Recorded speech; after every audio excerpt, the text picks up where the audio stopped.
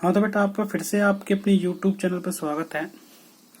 हम जो third unit में बात कर रहे थे इलेक्ट्रोकेमिस्ट्री में, लास्ट में हम बात कर रहे थे इलेक्ट्रोकेमिकल सेल, जो इलेक्ट्रोकेमिस्ट्री का पहला पार्ट था। इलेक्ट्रोकेमिकल सेल हम कर चुके हैं अच्छे से।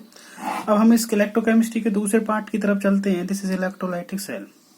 इलेक्ट्रोलाइटिक सेल क्या होगा? वो ऐसा डिवाइस होगा जो इलेक्ट्रिकल को केमिकल एनर्जी में कन्वर्ट करे। ठीक है, तो मैं ध्यान रखना है ये एक्चुअल में इस सेल का मतलब इलेक्ट्रोकेमिकल सेल का अपोजिट होगा। यहाँ कितने बीकर यूज कर रहे थे? बेसिकली हम 2 बीकर यूज कर रहे थे, 2 हाफ सेल यूज कर रहे थे, बट यहाँ हमें एक ही बीकर यूज करना है। 2 बीकर में 2 अलग अलग इलेक्ट्रोड और उन्हीं के रेस्पेक्ट में अलग अलग इलेक्ट्रोलाइटिक सोल्यूशन। यहाँ एक बीकर होगा और एक बीकर में सेम 2 सेम रोड होंगी और उसी के रेस्पेक्ट में उन्हीं के रेस्पेक्ट में एक सिंगल इलेक्ट्रोलाइटिक सोल्यूशन होगा। This is electrolytic cell. वहां आप इलेक्ट्रिसिटी प्रोड्यूस कर रहे थे, वोल्टेज बना रहे थे, यहाँ आप सप्लाई करोगे, सेल में दोगे और चेक करोगे कि बताओ इस केमिकल में से इलेक्ट्रिकल एनर्जी पास होती है, नहीं होती है, होती है तो कितनी होती है, ये सब हम चेक करने वाले हैं। मतलब केमिकल एनर्जी यहाँ देनी है, सॉरी इलेक्ट्रिकल एनर्जी यहाँ देनी है, वहां इलेक्ट्रिकल एनर्जी हम बना रहे थे। समझ में आ गई मेरी बात? तो हम करने वाले हैं इलेक्ट्रोलाइटिक सेल। तो देखिए electrolytic cell, it is a device which convert electrical energy into chemical energy. ठीक है, इस इलेक्ट्रोकेमिकल सेल को मैं डिजाइन करूं, जैसे मैंने एक सिंगल बीकर ले लिया, इस बीकर में ये मैंने ले लिया यहाँ इम्प्योर कॉपर रॉड, वैसे ही यहाँ पर ले लिया मैंने प्योर कॉपर रॉड। ठीक है, इसके बाद में मैंने बैटरी से कनेक्शन दिखा दिया, ये बैटरी लगा दिया, सर्किट कंप्लीट कर दिया। यहाँ कोई साल्ट वेज वगैरह यूज नहीं होगा। ठीक है, अब यहाँ हम साइन कन्वेंशन की बात कर रहे हैं। एनोड यहाँ लिख दिया, कैथोड यहाँ लिख दिया। एनोड वाला पार्ट वहां ध्यान रखना है। मैंने बताया था कि जो साइन किया था हमने इलेक्ट्रोकेमिकल, ये इलेक्ट्रोलाइटिक उसका बिल्कुल अपोजिट है। वहां एनोड पर नेगेटिव था, यह एनोड पर रहेगा साइन पॉजिटिव और कैथोड पर फिर कैसा हो जाएगा? नेगेटिव। जैसे ही आप बैटरी का कनेक्ट करते हो, बैटरी को ऑन करते हो, तो वैसे ही सेल का काम जो है वो स्टार्ट हो जाता है। तो जैसे मैंने यहाँ इम्प्योर कॉपर रोड ले रखी है और ये कैसी ले रखी है? Pure copper road. 2 रोड ले रखी है, एक सेम टाइप का सॉल्यूशन है कॉपर सल्फेट, जो कि 1 मोलर का सॉल्यूशन है। बैटरी का कनेक्शन ये दिखा रखा। तो जैसे ही हम बैटरी का ऑन करते हैं तो क्या होगा कि ये जो एनोड वाली साइड है, यहाँ से इलेक्ट्रॉन निकलने स्टार्ट होकर कहाँ जाते हैं? कैथोड वाली साइड को। मतलब यहाँ पर जो प्रोसेस होगा वो ऐसे होता है कि जैसे वाटर बॉयल हो रहा हो, ऐसी कंडीशन हमें देखने को मिलती है लेबोरेटरी में, लैब में। तो इलेक्ट्रॉन निकल रहे हैं यहाँ से एनोड से कैथोड की तरफ। ठीक है, इलेक्ट्रॉन निकल रहे हैं। अब यहाँ जैसे ही मैंने बताया था कि इस वाली साइड में बॉइलिंग जैसी कंडीशन हमें देखने को मिलती है, तो उस दौरान जो ये वाली रॉड है इम्प्योर कॉपर थी, ध्यान रखना, this is impure copper rod, this is pure copper rod. तो क्या होगा, इस वाले जैसे ये बॉयल होगा इस वाली कंडीशन, तो ऑक्सीडेशन होगा इस वाले पार्ट पे, या बॉयल होगा, तो उस दौरान ये रॉड कट होके ब्रेक डाउन होके इस सॉल्यूशन के अंदर मिक्स होती रहेगी। मतलब इस वाले रॉड का इम्प्योर और प्योर दोनों पार्ट इस सॉल्यूशन के अंदर डिसॉल्व होते रहेंगे। तो ध्यान रखना है, जैसे यहाँ से इलेक्ट्रॉन निकला वैसे इलेक्ट्रॉन यहाँ रिसीव होगा और इलेक्ट्रॉन, अब ध्यान रखना, जैसे ये रोड हमारा ब्रेक डाउन हुआ सॉल्यूशन के अंदर, तो इसका पॉजिटिव पार्ट, जो इलेक्ट्रोलाइटिक सॉल्यूशन था, ठीक है, इलेक्ट्रोलाइटिक सॉल्यूशन का नेगेटिव पार्ट तो यहाँ और पॉजिटिव पार्ट चला जाएगा यहाँ। जैसे ही सेल काम करता है, नेगेटिव पार्ट तो पॉजिटिव इलेक्ट्रोड, मतलब पता होगा कि जो इलेक्ट्रोलाइटिक सॉल्यूशन है उसके जो आयंस हैं वो अपने अपोजिट इलेक्ट्रोड की तरफ जाते हैं। यहाँ एनोड पर पॉजिटिव था तो सॉल्यूशन के नेगेटिव आयंस इसकी तरफ, क्योंकि साइन अपोजिट है, अट्रैक्शन होगा। अब यहाँ कैथोड पर नेगेटिव है तो पॉजिटिव आयंस यहाँ, जैसे आयंस यहाँ पहुंचते हैं वैसे इलेक्ट्रॉन की निकलना स्टार्टिंग हो जाता है, और जैसे इलेक्ट्रॉन यहाँ से निकले वैसे इलेक्ट्रॉन उसी दौरान यहाँ रिसीव होने स्टार्ट हो जाते हैं।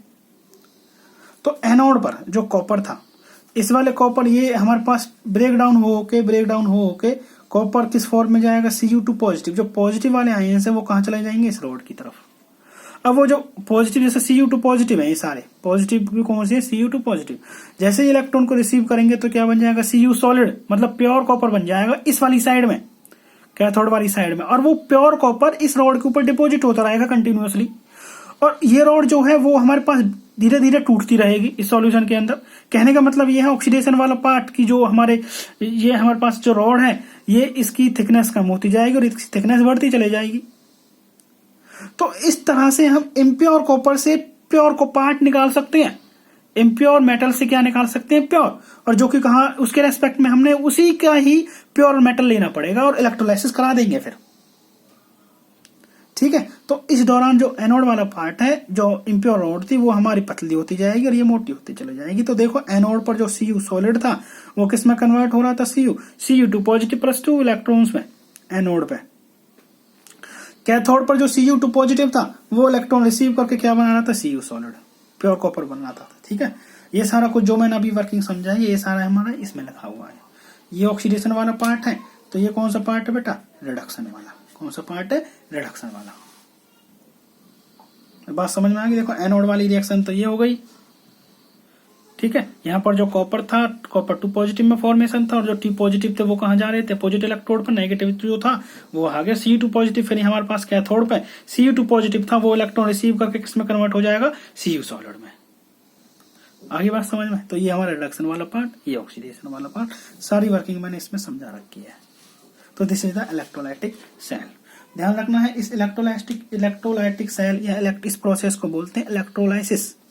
क्या बोलते हैं इसको, इलेक्ट्रोलाइसिस, जिसमें बेसिकली इलेक्ट्रिकल एनर्जी को केमिकल एनर्जी में कन्वर्ट किया जाता है। और इस सेल से हम अगर मान के चलो कोई भी हमारे पास इम्प्योर मेटल रॉड है, उस इम्प्योर में से हम प्योर मेटल एक्सट्रैक्ट कर सकते हैं।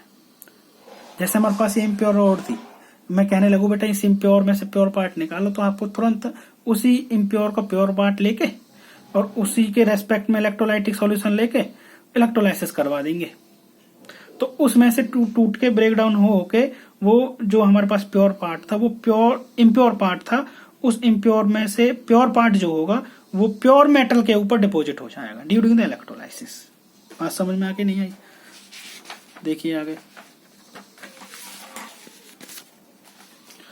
Bye the electrolysis method we get the pure metal, ठीक है। इस इलेक्ट्रोलाइसिस से हम क्या निकाल सकते हैं, प्योर मेटल, जैसे कि सोडियम, मैग्नीशियम एंड ये रखा है आगे aluminium are generally purify this method. तो इस तरह से हम बेसिकली मेटल्स को इस इलेक्ट्रोलाइसिस से क्या कर लेते हैं बेटा, प्योरीफाई कर लेते हैं।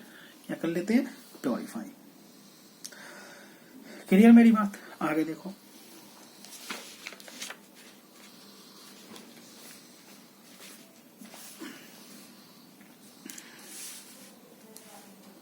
आगे बात कर रहा हूं मैं Faraday first law of electrolysis. अब जो हमने इलेक्ट्रोलाइसिस किया था उस इलेक्ट्रोलाइसिस से रिलेटेड दो लॉ आते हैं, एक फैराडे फर्स्ट लॉ और एक Faraday second law. Faraday first law में ये बताया है कि जितना अकॉर्डिंग टू जिसमें जितना आप यहां से, जैसे ये हमारे पास था, जितना ज्यादा आप यहां से क्यू दोगे, चार्ज दोगे इस सेल को, उतना ही ज्यादा जो सब्सटेंस है उतना ही वो डिपोजिट होगा या टूटेगा सॉल्यूशन के अंदर। It is the Faraday first law. According to this law W is directly proportional to Q, ठीक है।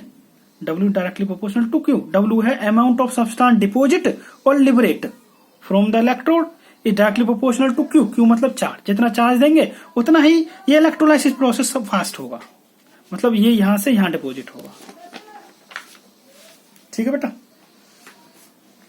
तो फैराडे फर्स्ट लॉ और सेकंड लॉ की हम बात नेक्स्ट वीडियो में डिस्कस करेंगे। आज के लिए बस इतना ही।